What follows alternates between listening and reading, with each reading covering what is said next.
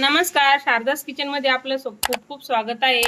आज आपण गावाकडील पद्धतीने करडीची भाजी बनवणार आहोत। याच्या अगोदर मी करडीची हाटूम भाजी पण बनवून दाखवलेली आहे। डिस्क्रिप्शन बॉक्स मध्ये लिंक देणार आहे, तर नक्कीच बघून घ्या बघितली नसेल तर। चला तर वेळ न घालवता पटकन रेसिपीला सुरुवात करूया। रेसिपी खूपच सोपी आहे, संपूर्ण बघा। हे बघा, 2 गड्ड्या भाजी व्यवस्थित निसून आणि स्वच्छ धुवून घेतलेली आहे। आता आपल्याला याला कट करून घ्यायचंय। तर भाजी आपण कट करून घेऊ। व्यवस्थित निसलेली आहे।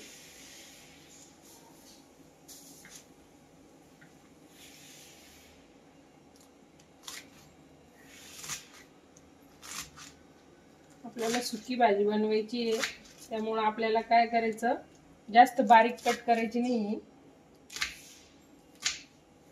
त्यामुळे थोडीशी मोठी मोठी कट करायची, छान लागते। पहिलं तर काय, गावाकडे म्हणजे माझी आजी बनवायची ना अशी सुकी भाजी। तर ती अशी फक्त काय करायची, आणली शेतातून काशी नुसती तोडून घ्यायची आणि मग ही भाजी बनवायची।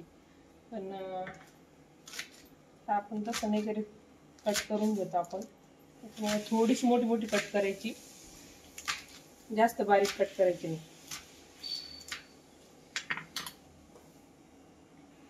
हे बघा, अशा पद्धतीने सगळी भाजी कट करून घेतली।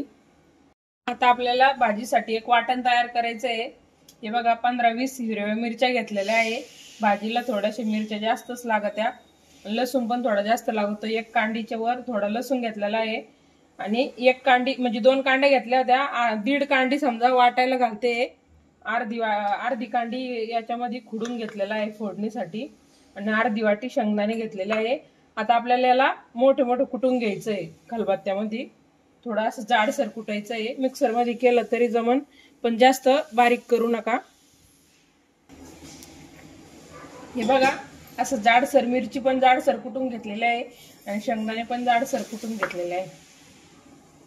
हे बघा, कढईमध्ये 2 चमचे तेल टाकून घेतलेलं आहे मी। आता त्यामध्ये आपल्याला लसूण टाकायचं आहे। त्याला लसूण चांगला लाल होऊन द्यायचा आहे। 1 चमचा जिरे टाकायचे।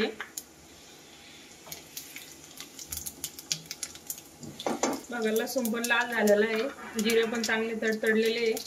आता हे ठेसून मिरची घेतली होती ना आपण, ती टाकायची। मिरची 1-2 मिनिटं तळून घ्यायची।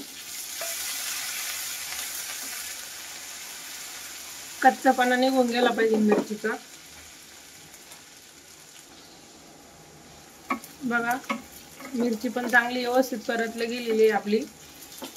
आता आपल्याला ही भाजी जी धुवून घेतलेली आहे आपण कट करून, ही भाजी टाकून द्यायची।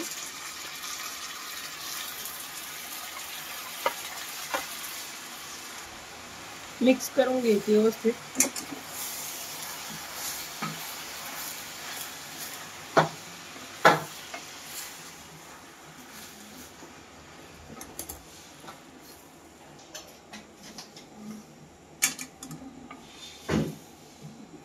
आता याला 2-3 मिनिटं अशीच चांगली परतू घ्यायची आहे तेलामध्ये।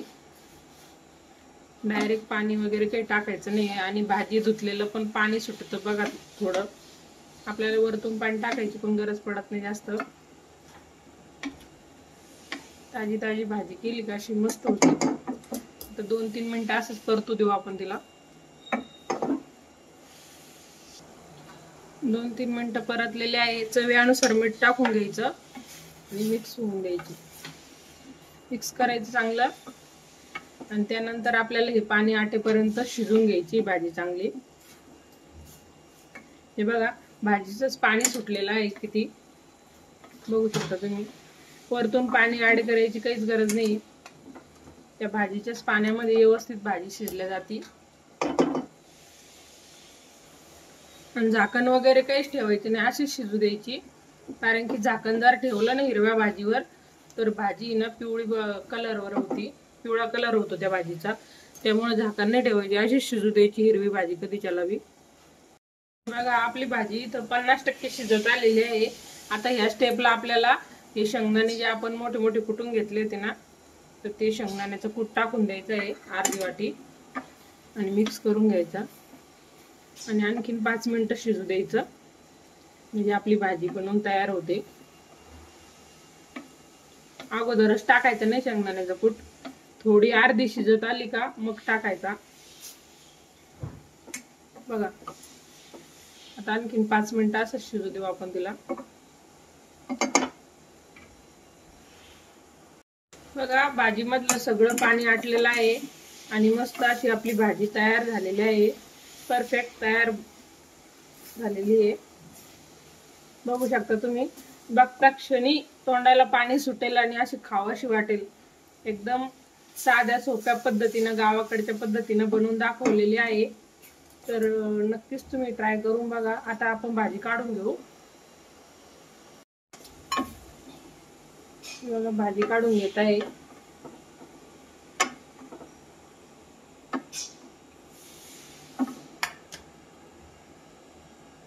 बघा आपली भाजी बनवून इथं तयार झालेली आहे. तर अशा पद्धतीची भाजी तुम्ही नक्कीच बनवा आणि कमेंट करून सांगा आजची ही भाजी तुम्हाला कशी वाटली. आवडल्यास व्हिडिओला लाईक करा, चॅनलला सबस्क्राईब करा. भेटूया नवीन नवीन रेसिपी सोबत पुढच्या व्हिडिओमध्ये.